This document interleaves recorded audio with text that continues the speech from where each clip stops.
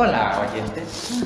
Bueno, somos el grupo de los reformistas, el equipo de los reformistas, y vamos a hablar sobre los poderes del Estado, que es una constitución, la reforma constitucional y sus bellas y bonitas conclusiones. Nuestro equipo está conformado por estas grandes intelectuales: Aide, Itzel, Sol, Cámara 1, conformado por Cianya y Abril. Bien. Saludos. Bueno, si quieren, vamos comenzando con el tema. Primero, está bien decir que los sistemas democráticos, que es una de las partes que vamos a empezar a hablar como introducción, es necesario que estén divididos para poder tener una mejor administración del Estado, en este caso en tres poderes, que es ejecutivo, legislativo y judicial. Y bueno, vamos a empezar con los países que vamos a analizar hoy, que México está conformado como una república democrática federal, mientras que Canadá es una monarquía constitucional. Y ahora sí, empezamos con la distribución de los poderes. En primera instancia, el poder ejecutivo en México está figurado por el presidente, que se elige cada 6 años. Actualmente está Claudia Sheinbaum como presidenta y es elegido por votación directa y no se puede reelegir. Mientras que en Canadá la figura hay un monarca. Desde 2022 está en el cargo Carlos III y nada más tiene únicamente funciones ceremoniales, mientras que el primer ministro es el que se encarga de las decisiones políticas, que es algo que está atribuido al presidente aquí en México. Y bueno, también ambos están asistidos por un gabinete como de apoyo para tomar decisiones. Y bueno, siguiendo ahora con el poder legislativo, una de las similitudes es que ambas están estructuradas de forma bicameral. En ambos hay 2 cámaras. En México la de diputados y la de senadores, mientras que en Canadá la de los comunes y el Senado. Y ambas en conjunto se van a encargar de aprobar, crear y derogar las leyes. Mientras que las de senadores se van a encargar de ratificar los tratados y los nombramientos. Una de las diferencias entre ambas va a ser la forma en que se eligen. Sabemos que aquí en México hay una cantidad total de 500 diputados, 300 elegidos por mayoría relativa y 200 por representación proporcional, mientras que la de senadores son en total 128, 64 por mayoría relativa, 32 por representación proporcional y 32 elegidos por listas plurinominales. Sin embargo, en Canadá hay un total de 338 miembros en la Cámara de los Comunes, que son elegidos, eso sí, por votación popular, mientras que en la de senadores son 105 y las elige el gobernador general, en este caso, el monarca, y que es aconsejado por el primer ministro. Y finalmente, el Poder Judicial, que algunas de las similitudes, es que ambos se van a encargar de interpretar leyes e impartir la justicia, y van a estar divididos en tribunales federales y estatales y tribunales colegiados y unitarios de distrito. Sin embargo, algunas de las diferencias va a ser que el sistema de Canadá va a estar más vinculado a la ley común, la common law, y en el caso de la autoridad mayor, en el caso de Canadá, va a ser la Corte Suprema de Canadá, mientras que en México la Suprema Corte de Justicia de la Nación. Bien, pues entonces ahora lo que vamos a centrar nuestra investigación más, que es acerca de la materia constitucional, ¿no? Entonces, por favor, Aide. Para poder hacernos la idea de todo este análisis comparativo, tenemos que saber qué es una constitución, que, como marca acá el pizarrón, es un conjunto de normas y principios que definen la organización, el funcionamiento y los derechos y principios o deberes del Estado. Los derechos van más para los ciudadanos, al igual que marcan pues todo lo que es el cuadro legal de la vida política y social de un Estado o de un país.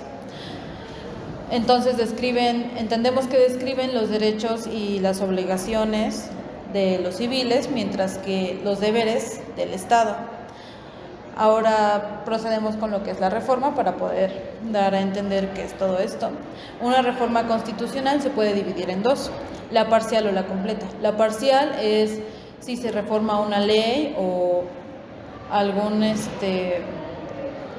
alguna mínima palabra de la Constitución, mientras que la completa si se reforma en su totalidad la Constitución.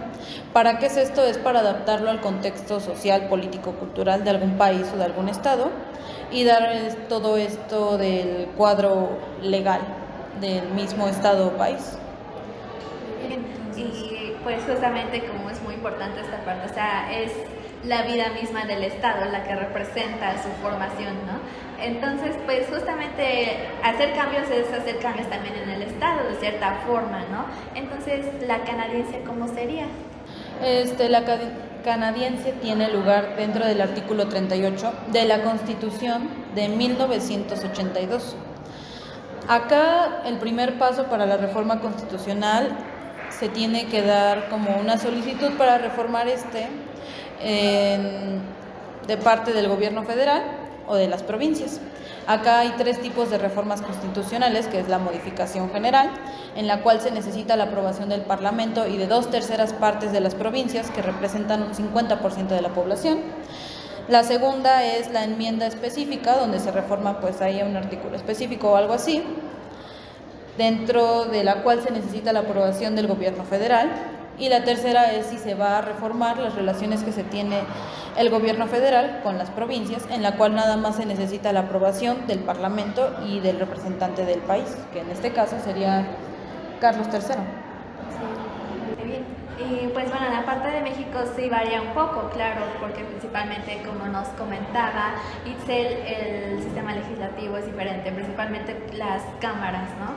En este caso, pues principalmente quienes proponen una reforma constitucional es el presidente o la presidenta de la República, la Cámara de Senadores, la Cámara de Diputados o los congresos locales. Sin embargo, estos congresos locales no es que solamente pueda uno, tiene que ser votado por 17 de 32 para entonces sí hacer una propuesta de reforma.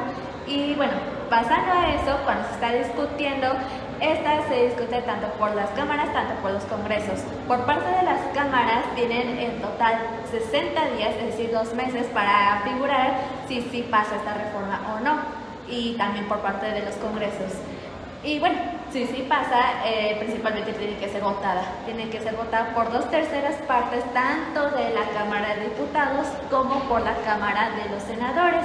Y pues bueno, también por la parte de los congresos locales, que es un paso mucho más riguroso por qué tanto se quiere reformar la Constitución. Ya nos decían, es una tipificación de lo más mínimo hasta lo máximo, ¿no?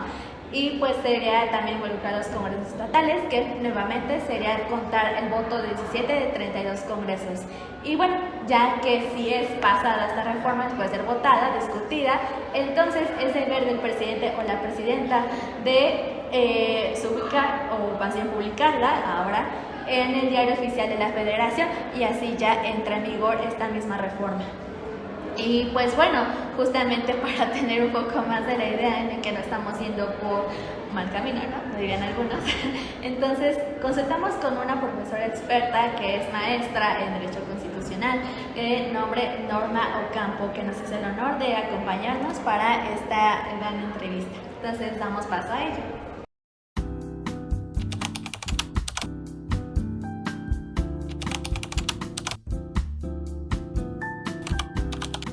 La Constitución y nuestro Pacto Federal en México tiene diferentes formas de clasificación.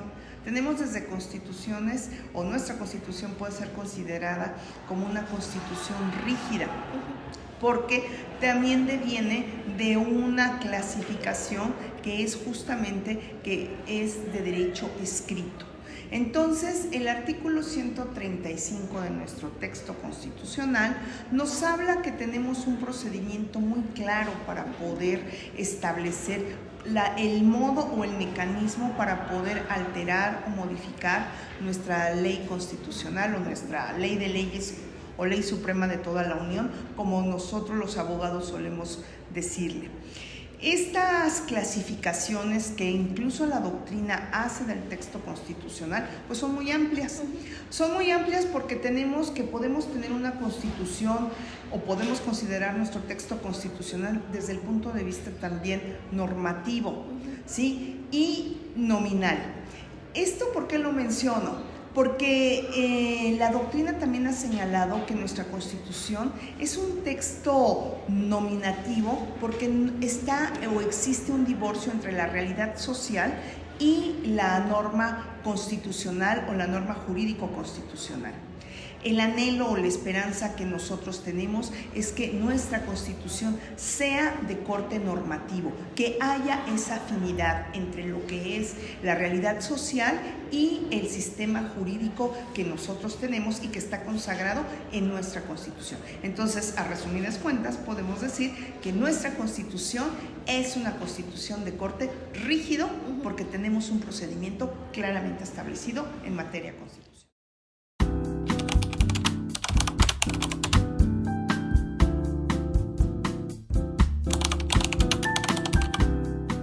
Nosotros tenemos que tener muy claro lo siguiente. La Constitución canadiense, al pertenecer a este bloque o este sistema de derecho consuetudinario, es un esquema o sistema jurídico distinto, ¿sí? Esta no deviene como nosotros de esta tradición romano-germánica de derecho escrito, sino que esta tiene una composición más acerca o que tiene que ver con la costumbre. Y esta es una constitución de corte flexible, no es una constitución de corte rígido. Esta es de corte flexible porque se puede modificar a través de una interpretación judicial. Esta se va modificando a través de interpretaciones judiciales que van modificando la forma en la que se puede ir entendiendo esta constitución consuetudinaria. Tiene mecanismos también para poder ser alterada que pueden hacerlo pues hasta a lo mejor más rígido, podría decirse, ¿no? ¿Por qué? Porque el hábito, la costumbre se modifica poco a poco. No tiene un procedimiento como el que nosotros tenemos de corte más, digamos, reformista o de procedimiento más claro, sino que esta cambia poco a poco. Creo que yo le encontraría ahí sí ese corte o esa variación que incluso pudiéramos pensar que puede ser hasta rígida, ¿no? No tan fácil de ir cambiando el hábito o la costumbre, pero es de corte flexible.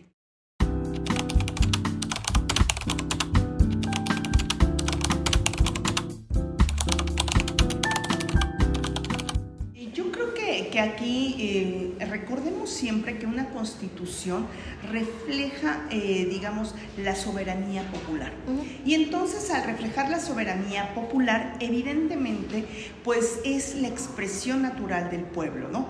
Nuestra constitución tiene esta forma de recoger a través de sus representantes el clamor popular, ¿sí? Entonces, todas aquellas necesidades, todos aquellos intereses que tenemos como sociedad o como pueblo o nación, dependiendo, ¿verdad?, del corte que le podamos dar políticamente a ese vocablo, pues es obvio que la Constitución tiene o refleja estos intereses o preocupaciones del pueblo mexicano.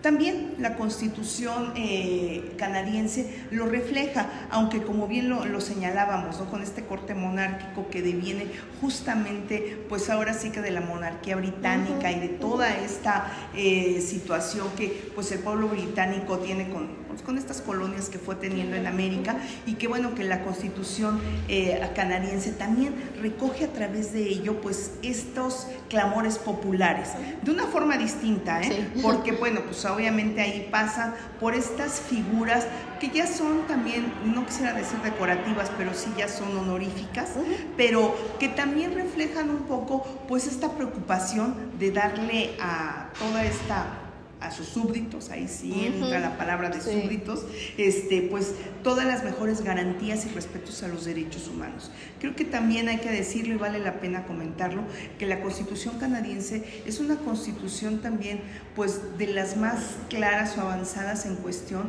de reconocimiento y protección de derechos humanos. Entonces, a pesar de ese corte monárquico, sí es una constitución que ha sido progresiva en cuestión de derechos humanos y de respeto a los derechos fundamentales del pueblo canadiense.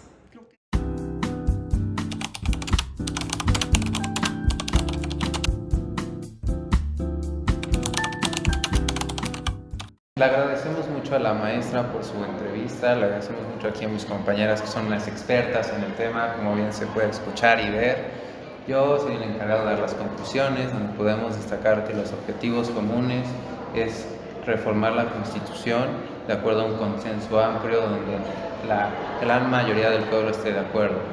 La diferencia entre cada país primordialmente va a ser la relación entre el poder federal de Canadá con sus provincias, y en México va a ser la relación del Congreso con los estados.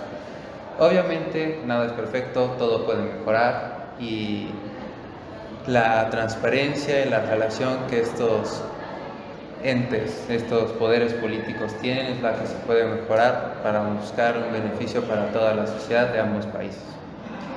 Y pues sería por nuestra parte. Y pues ya. Muchas gracias. Muchas gracias. Chao.